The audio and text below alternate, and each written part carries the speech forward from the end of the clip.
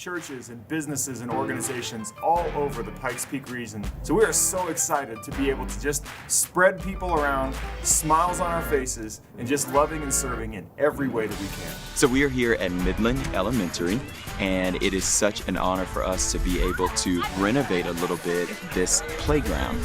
To be united, you really can't be together and be one unless you love one another, no matter your background, no matter your race, no matter your space in life. And so when we can come together and lock arms, there is no greater expression than unity and then loving one another. So we're here in Pikes Peak Park. This is the neighborhood that I have grown up in, and Rise Southeast and Cause I Love You has partnered up yet again to bring some projects to Southeast. So I'm excited to share it with the rest of the city.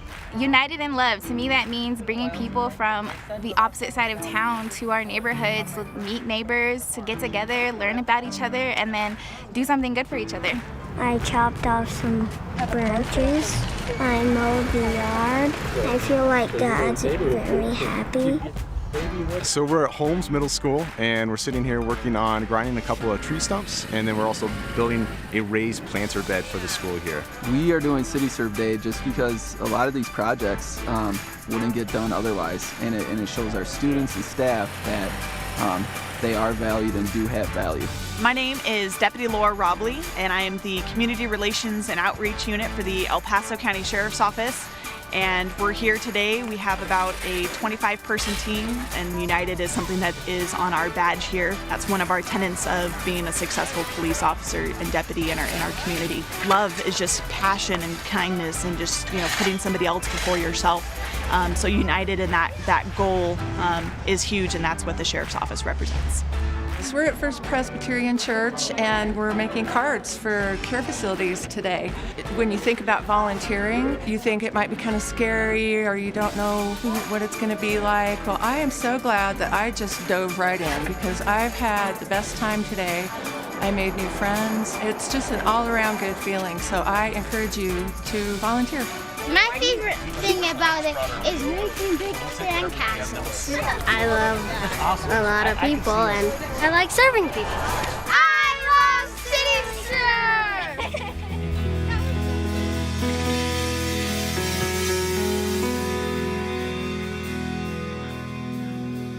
Serve! Check. There we go, my help of mic's on. Go ahead and stand up, everybody. Welcome to Red Rock. We're going to worship this morning where we thank God for who He is and for what He's done for us. So come on, let's lift up our song this morning. You are with me, and what can separate us? And you are for me, and what can stand against us? Your love, it won't let go. I know it won't. Dark shadows, they have no power over me.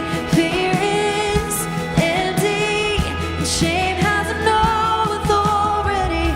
Your love, it won't let go. I know it won't.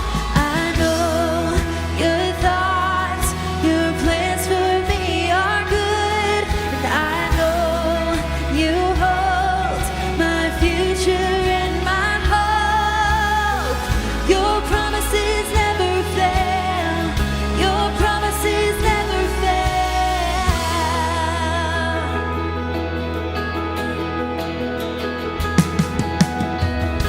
Healing, freedom, as you speak favor over me. Faith is breaking all impossibility. Your name has overcome. Your name alone. I know your thoughts, your plans for me are good, and I know you hold my future in my hope. Your promises never fail. Your promises never fail. Your promises never fail. Your promises never fail. Oh, I know they won't guide. Oh, every promise is yes and amen. So come on, we sing this out. That I am standing on every promise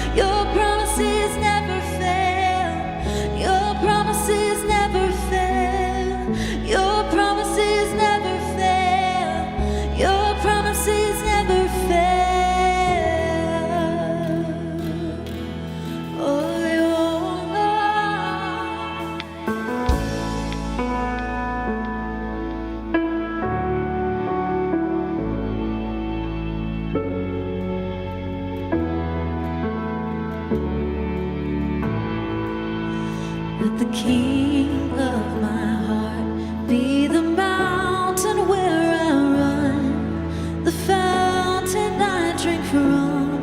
Oh, he is my song. And let the King of my heart be the shadow where I hide, the ransom for my life. Oh, he is my song. 'Cause you are good, we sing, you're good. Oh, you are good, you're good. Oh, you are good, you're good. Oh, you are good, you're good. Oh, and let the King of my heart be the wind inside my sails, the anchor in the waves. Oh, he is my song. And let the King of my heart be the fire inside my veins, the echo of my days. Oh, he is my song. Let the King of, come on, sing it out, be the wind inside my sails, the anchor in the waves. Oh, he is my song. And let the King of my heart be the fire inside my veins, the echo of my days. Oh, he is my song. 'Cause you are good, you're good. Oh, you are good, you're good. Oh, you are good, you're good. Oh, you are good, you're good. Oh, you're never gonna let me down. Come on, sing it till you believe it today. You're never gonna let me down. He won't leave you. And you're never gonna let me down, no. You're never gonna let me down. You're never gonna let me down. No, you won't. You're never gonna let me down, no. You're never gonna let me down. You're never gonna let me down. 'Cause you're good, you're good. Oh, you are good, you're good. Oh, you are good, you're good. Oh, you are good, you're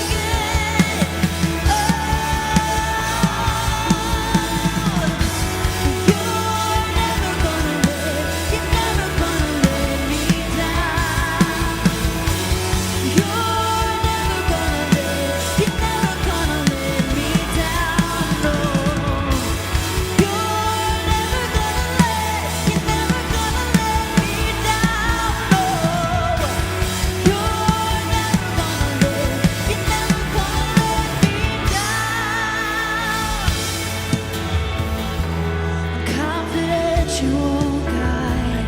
You're always there, Lord. You're always there, God.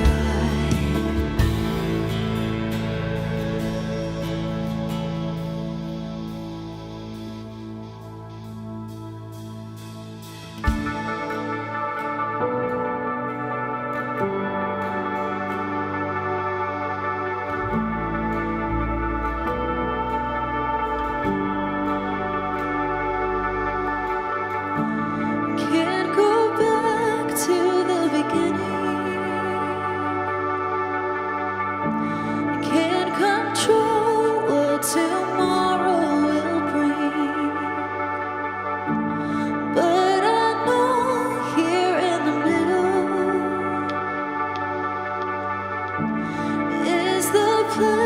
where you promised to be.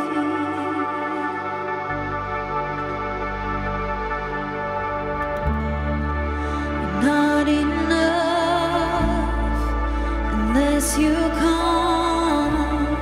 Would you meet me here again? 'Cause all I want is all you are. Would you meet me here again? Oh, I need you. I need you.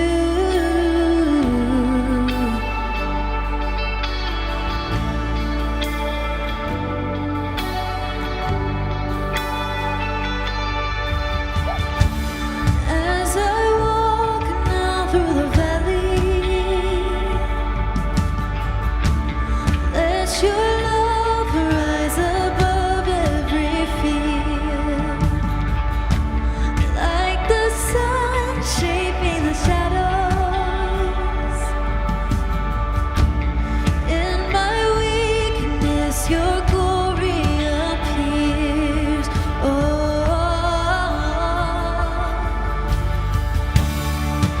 I'm not enough unless you come. Would you meet me here again?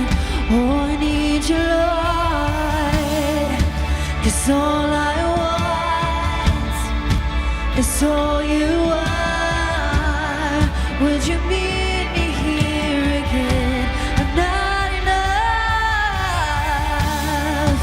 I'm not enough unless you come. Would you meet me here again? Meet me here, God. 'Cause all I want is all you are. Would you meet me here again? Oh, yeah.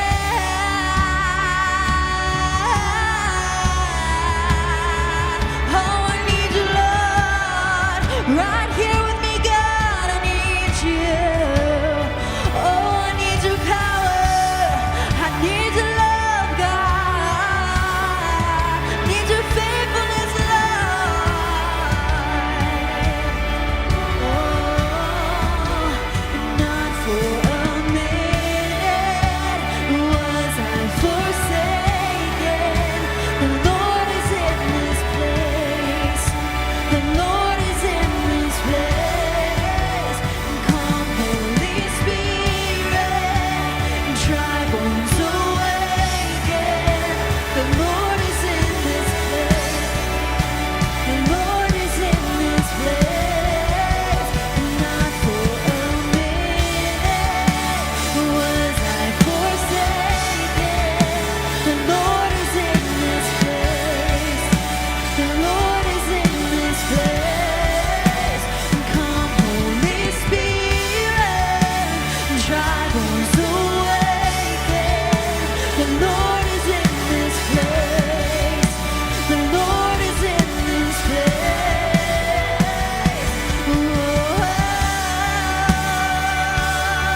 Oh, you're here, God. I need your presence, Lord.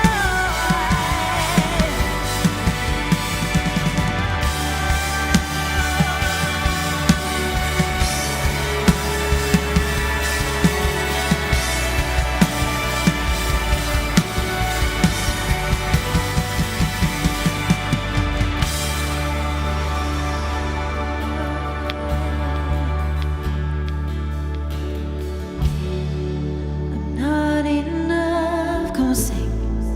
Unless you come, would you meet me here again? Right where I'm at. 'Cause all I want is all you are. Would you meet me here again? 'Cause I'm not enough. I'm not enough unless you come. Would you meet me here again?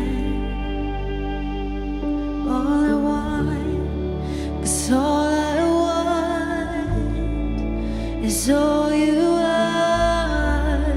Would you meet me here again? Oh, would you meet us?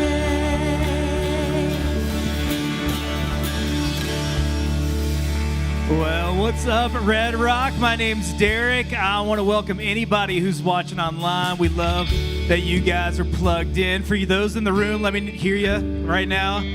There we go. Let them know out there online that we're here, and man, it's great to be here. Great to worship with you guys. I want to remind you of a big weekend we have coming up, November 1st. It's a Sunday. We are so excited. We're going to do baptisms on this stage. We're building up to say, man, if you've wanted to have that conversation about who Jesus is to you, we have a couple weeks to have that conversation. Then we're going to come in here together, and we're just going to celebrate as a family. So if you've known anybody that's been thinking about that, hit up the info bar, go to our website, click on Next Steps. You can let us know, and we would love to talk to you about that. Today we got a great message for you. I'm really excited about this. PD is interviewing Stu Davis. We watched that video from Cause I Love You, a great community partner of ours doing incredible things in Colorado Springs. Today we're going to interview Stu and say, hey, what are you doing? What's God doing? And then how do we become a part of that? We've been talking a lot about this new building that we're going into, which is so exciting, so fun, but we cannot forget that, man, the building is not the church. You guys are the church, and we want to rock Colorado Springs world when we go into the city and serve them and love them and show them the light and joy of Jesus. And if it's your first time today, you need to know that's what we're all about, man. We love the gift that God's given us, and we want to share it with others. If you have questions about Red Rock, stop by the info bar. We'd love to answer those, get to know you a little bit out there too. So right now, what I want you to do, we're about to jump into the message. Before we do that, turn to somebody around you, give an elbow bump or like an air high five, and then go ahead and grab a seat.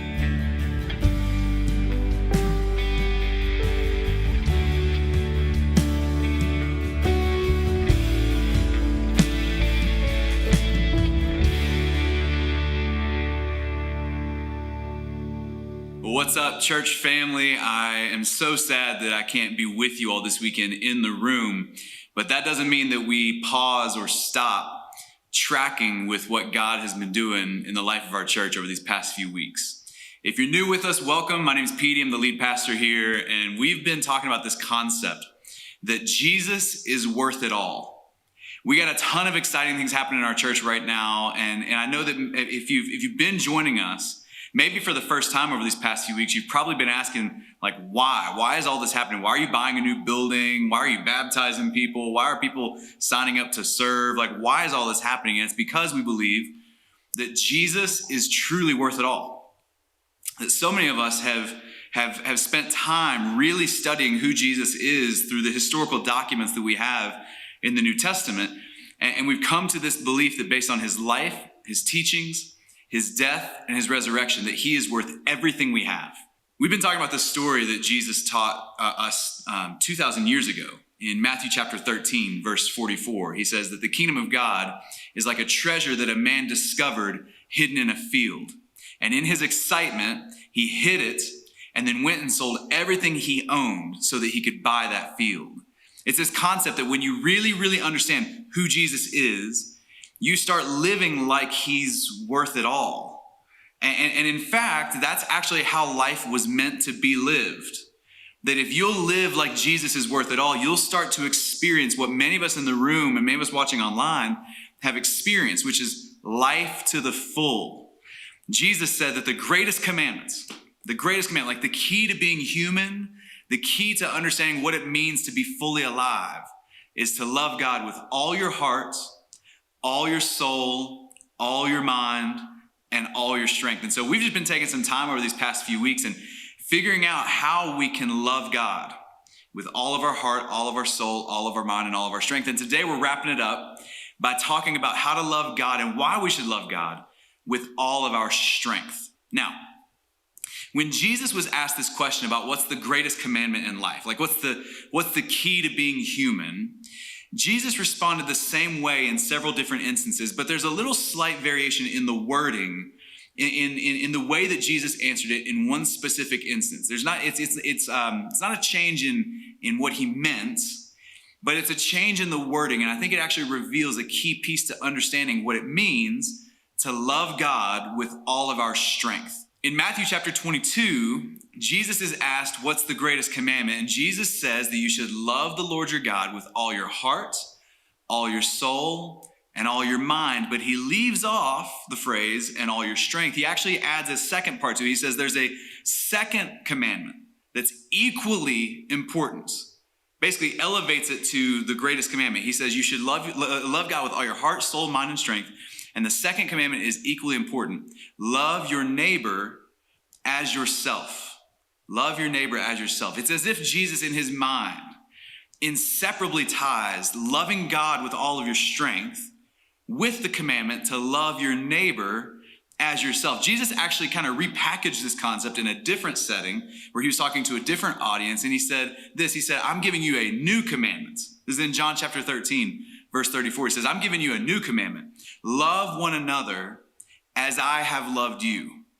It's this concept that if you really want to love God with all of your strength, if you want to live like Jesus is worth all of your strength, the key to doing it is loving other people, serving other people, making a tangible difference in the lives of people all around you, whether it's in your workplace, in your neighborhood, in your school, in your home. Loving people well is the key to loving God with all of your strength. And so what I want to do today is I want to sit down for an interview with Stu Davis, the director of 'Cause I Love You. And you know, 'Cause I Love You is just an incredible organization here in our city that has its roots here at Red Rock Church.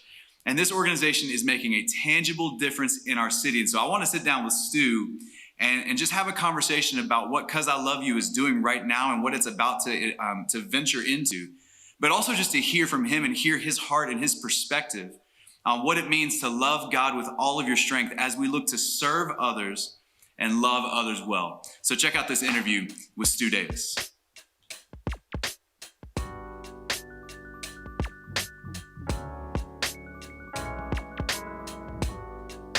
We are here with Stu Davis, who's the director of 'Cause I Love You. Stu, we're pumped to have you with us, man. I'm so glad to be here always. Yeah. So, we have had a long history with 'Cause I Love You, and Red Rock loves this organization so much, and love the work you're doing in the city. But I also know that, when I think about Red Rock and what God's doing here, there are just tons of new people here. Mm-hmm. Especially since our big grand reopening. We opened the doors. There's people that had never set foot in this building up until a few weeks ago. Oh. And so when I say 'Cause I Love You, and that it's a great organization, and I talk about Stu Davis and you're here with us, there's a group of people that are Red Rock faithful for a long time who are like, yes, 'Cause I love you, awesome.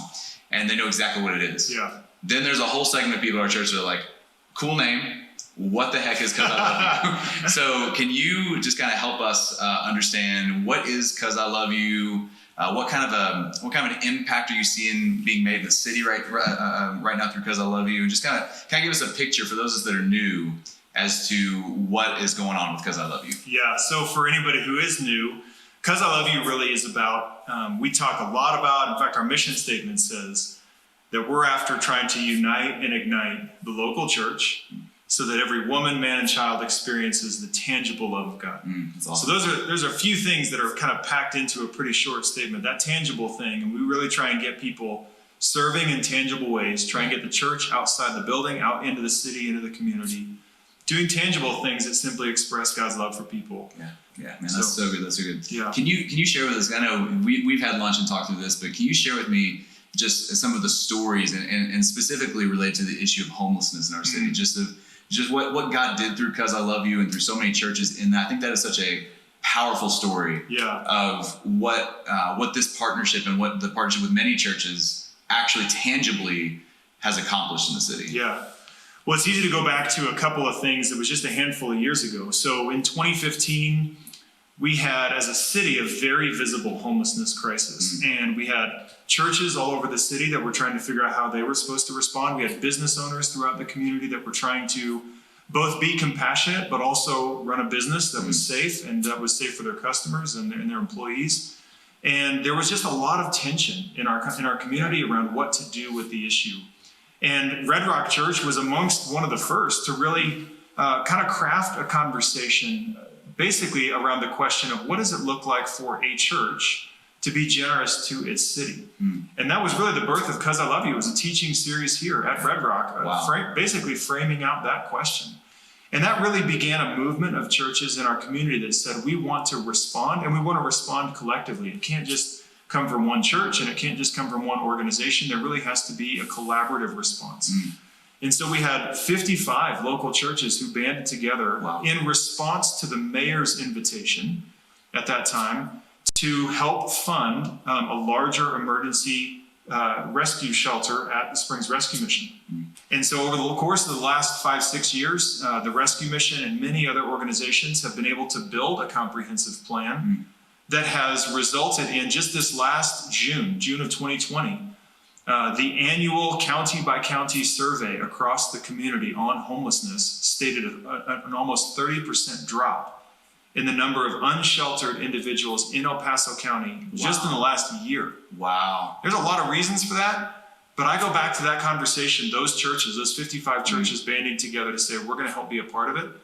And it's moved the needle on something that matters to our city, not just something that matters to a church. Yeah. So that's incredible. It's incredible collaboration. It's built tremendous trust with our city leaders. And it's moved the needle on something that has an economic implication. It matters to our churches. It matters to our neighbors. It matters to people who are struggling.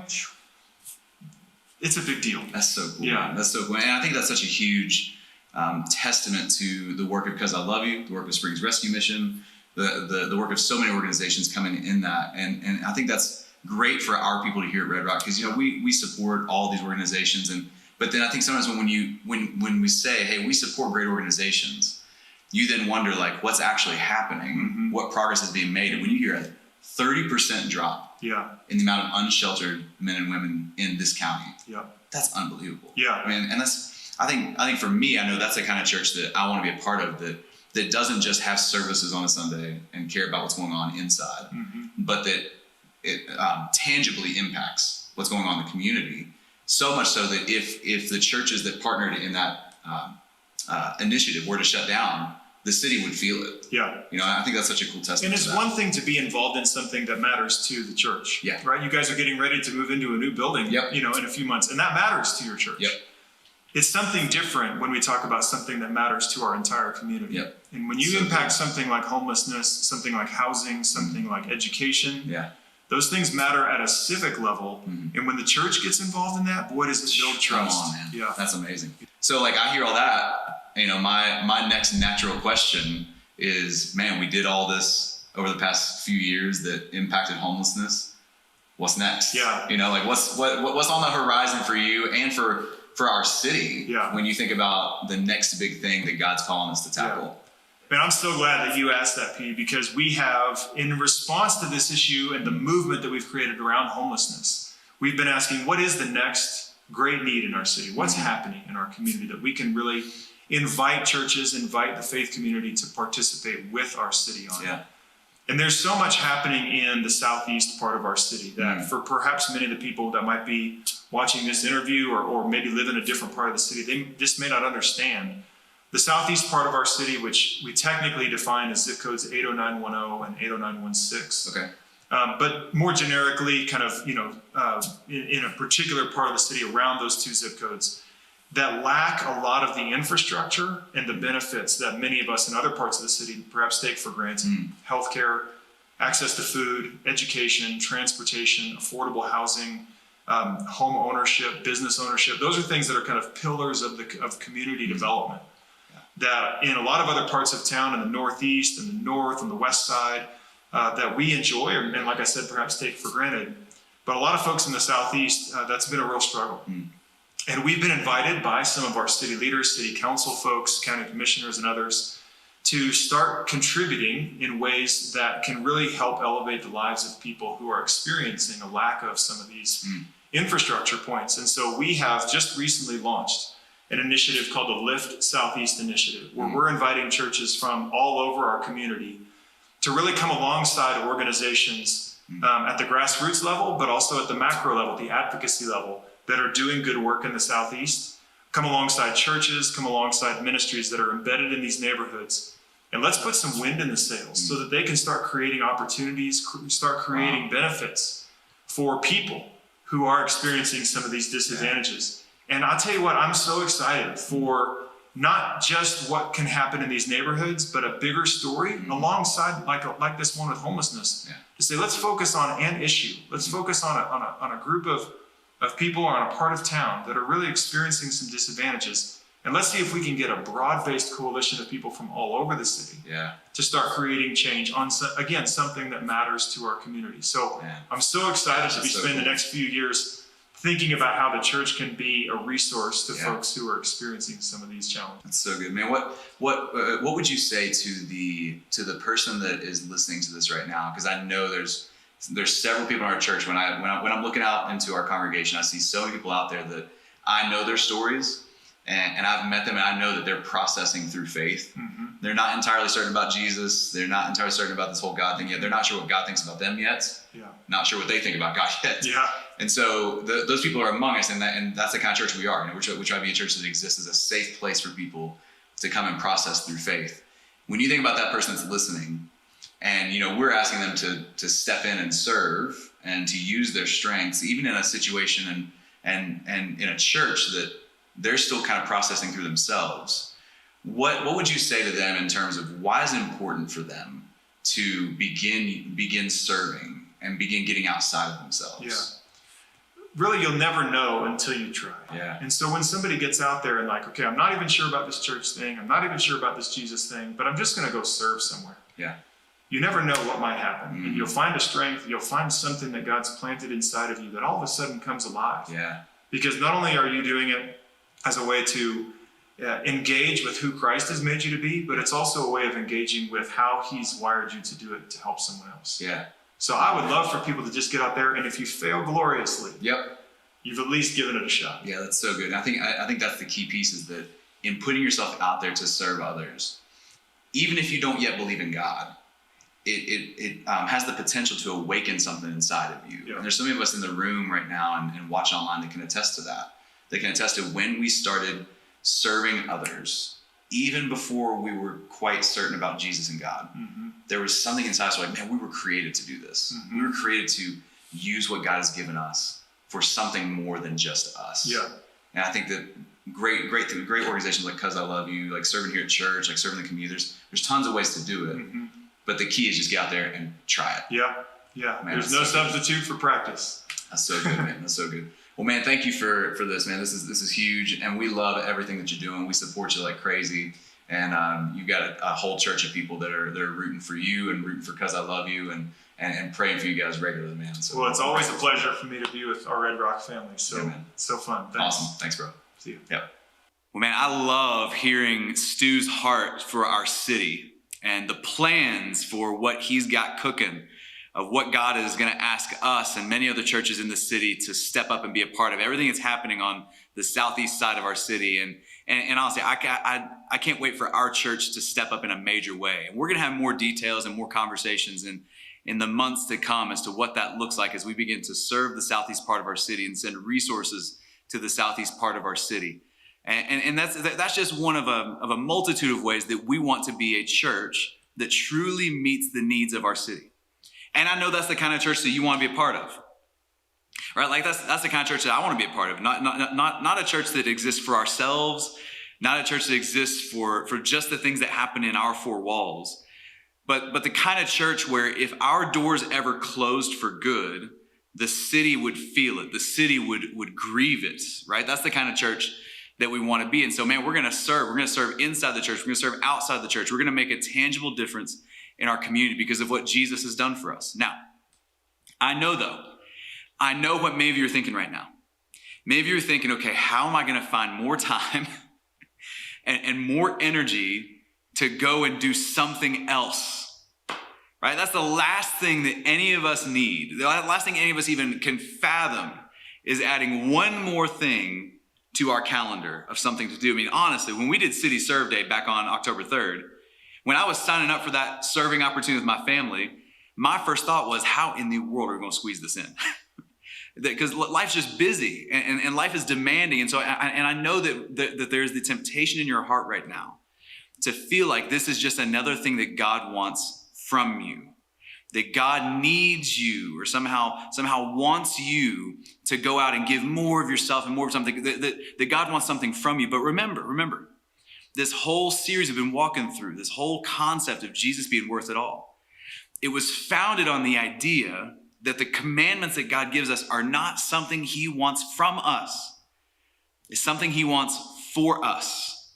That Jesus actually wants this for you. Jesus actually wants your life to be exponentially better because you spent yourself serving others, because you got outside of yourself. And I think that's the biggest trick that we convince ourselves into. It's the biggest lie that we buy into, is that if we can have just a little bit more time for ourselves, then we'll be happy. If we can have just a little bit more time for ourselves, then we'll be able to calm everything down. And then maybe we'll get to helping and serving others. And we think that's the key to life, right? If we just get a little bit more me time, everything will be okay. But again, that's a lie.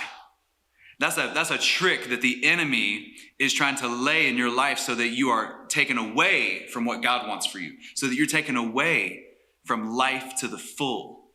See, I know for me, I learned this during quarantine. The quarantine days, which seem like ancient months ago, right? We all had this extra time in our schedule. No one could leave the house. It was like a stay-at-home order. You gotta shut in, right? And so we couldn't leave the house, and so we thought, we've got all this extra time. We'll be able to get around to doing all the stuff that we want to do. And we thought, man, this is a great opportunity for us. But we saw like a week in, we were restless. We were discontent. We had all the me time in the world, and it didn't result in a better life, because that's not the key to life. The key to life is loving God with all of your strength by loving others, by pouring yourself out for others. See, there's something that happens inside of you. I love when Stu said that. There's something that happens inside. There's something that clicks. There's something that comes alive when you find your area of strength, your area of giftedness, and you just start spending your life on serving and helping others. And man, when I think about this, I can't help but think about and honor our elders. And I know some of you are like, elders, what in the world is that? Like, you're new to church, like that's a church word, right? And just, like the term elders doesn't mean, elderly people necessarily. In the New Testament, there were elders, there were men who were set apart to help oversee the church. And I get the pleasure of working with these 5 other guys who help oversee our church. And they're volunteers, and they just love this place to death. But it's a key piece of what makes our church so healthy and so strong, are these 5 guys who serve as elders. Because from my perspective, they're some of the greatest elders that any church in the country could ever have. Because these 5 guys pour themselves out to love other people. These 5 guys invest themselves, and they use their gifts and they use their strengths all the time to serve people in such a beautiful way. And I see it giving them life. I think about Phil. Phil is a home builder, and Phil is pastoring people in our church left and right, having conversations. And then he's up on stage leading worship all day Sunday. I mean, Phil he loves pouring himself out and serving others and loving God with all of his strength. I think about John. And John is a doctor, and John is serving people all week long through his job. But John is just the most friendly, hospitable guy you'll ever meet. And on Sundays, he serves on our guest services team, and he pours himself out. And honestly, for me, anytime we have a need for someone to go be visited in the hospital, John's the guy we call, because John is so caring and he's so loving. And John pours himself out to love other people. And in doing so, he loves God with all of his strength, and he's filled up by it. I think of Frank. Man, Frank is serving in kids ministry all the time. And Frank is a busy guy with an awesome family, but yet he still finds time to not just focus on himself, but to pour himself out for others, and it fills him up. I think about Sherwin. Sherwin is the most incredible guest services volunteer that you will ever find. One of my favorite things about Sherwin is that Sherwin stands up at the top of the stairs whenever he's greeting. And when he meets someone that's new for the first time, he'll pull out his phone and he'll type up a little note about them. He'll type up their name and a few details about them so that he can be praying for them, and so that when they come back in the next week, he can remember their name. Because that's an important touch, right? When someone remembers your name, it just makes you feel like this is home and this is family. Sherwin pours himself out to love other people, and in doing so, he loves God with all of his strength. I think about Todd, and Todd is just serving people left and right. He's in multiple different areas of ministry. And you won't find a more passionate guy about helping people find Jesus than Todd. And Todd pours himself out, and in doing so, he's filled up with life. You see, these guys are serving others. They're serving with their time, and they're not walking away exhausted. They're not walking away depleted. They're not walking away just completely drained of everything they have. They're walking away, and though they poured themselves out, they actually feel filled up, because this is how you were created to live. You were created to live not just for yourself, but for the benefit of others. Yes, other people need help, but also you need to help. You have a deep need that was created in you to be a blessing to other people, to help and serve other people. And honestly, at the end of the day, it's because that's who Jesus was. You were created to live like Jesus. And you are never more like Jesus than when you pour yourself out for the love of other people. I mean, I think about Jesus' last days, his last hours on this earth, when he was being beaten and humiliated and cussed at and just treated like a criminal, though he did nothing wrong. I think about Jesus being led to the cross and being nailed to the cross and suffering, all for the sake of love. He poured himself out so that you and I could have our lives changed forever, so that you and I could be forgiven and free. And in doing so, Jesus experienced life to the full, and now he sits on his throne in heaven, completely victorious, completely at ease, and it was all worth it. I'll tell you, Jesus wants that kind of life for you. Jesus wants a kind of life where you pour yourself out, and in return, you experience life to the full. You experience victory in this life. And that's what he wants for you. That's what we want for you. And that's why we got some practical steps that you can take today. Some baby steps to kind of get used to what it's like to serve, to get used to what are some different ways that you could begin serving other people, and begin to take proactive, actual, tangible steps into living the life that God created you to live. It's interesting time right now. We're talking a lot about quarantining and being in a bubble. I mean, that's the safe thing to do, right? And that's true. When we're talking about a global pandemic, it's a good thing to isolate and surround yourself with people that you know, and surround yourself with people that you've vetted, people that you know are safe, people that you can be around. And that is a responsible thing to do right now in terms of coronavirus. But beyond that, I want to challenge us to think, what can we do? What can we do to come out of the bubble, to leave what feels safe, and to go out into the world and bless someone that doesn't have that blessing? Maybe bless someone who doesn't have the life that we've been blessed with. But beyond that, the most important thing that we can do and should do is invest in this light that is in us and take it out and give it to a world that may not have that light, a world that may have darkness in it. And in these times, man, it's true. People have a lot of dire thoughts. People have a lot of need for you to show joy and to show light and to be God's hands and feet out there. And I've got a tattoo on my arm. It was my first tattoo. My grandma was so mad at me. So if you're a young kid out there, don't do this. You're going to make Mama upset. But it is a Bible verse, 2 Corinthians 3:3, and it says this: "You show that you are a letter from Christ, written not with ink, but with the Spirit of the living God, not on tablets of stone, but on tablets of human hearts." We're a letter with Jesus' message written on it. And letters are made to be sent out. They're not made to get stuck in a drawer. They're not made to get thrown away. They're made to be read, and they're made for others to be able to read them. So we just challenge you with that today. And I'm going to pray, and we'll have a little break. But before I tell you exactly how you do that, so coming out of this message, let's pray together. God, thank you so much. Thank you for Stu and what they're doing at Cuz I Love You. I thank you for our relationship with them and the opportunities that they give us to reach out and leave our comfort zones and go into areas of this city that need you. And God, I pray that this church, this room right now, anyone watching online, they feel that conviction to take a step and move forward and do something about this light that they've had put in them. And God, I pray that we're just good stewards of our time, and we're good stewards of our city and our community. Amen.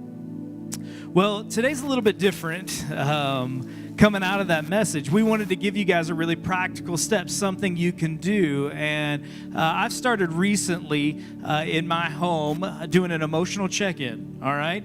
I've told you guys this before. I'm not the best at having emotions, okay? I think maybe they're in there, but I've got to access them. So I do a regular emotional check-in. How am I doing? What am I thinking? What's going on? And we're going to do a little bit of that today at the same time as we kind of want to mobilize you to move out into the world. So you've got a card on your seat, and it's two-sided, okay? One side says, Survey of Regular Attendees, and we would define that if you've been here 5 times or more, all right? The other side is a survey of new guests. If you've been here less than 5 times, and I don't care if that 5 times is over the last year or not, if you've been here less than 5 times, that's the side of the survey that you fill out. And we would love to, honestly, just to get to know you a little bit. The top part is anonymous, all right? There's a perforation at the bottom where you can fill out name and info, but the top part's completely anonymous. You can tell us exactly what you're thinking. You all have a pencil there. Then on the bottom, it says connect on a team. Coming out of what we just heard, going, okay, we're made to be mobilized. We're made to be on the move.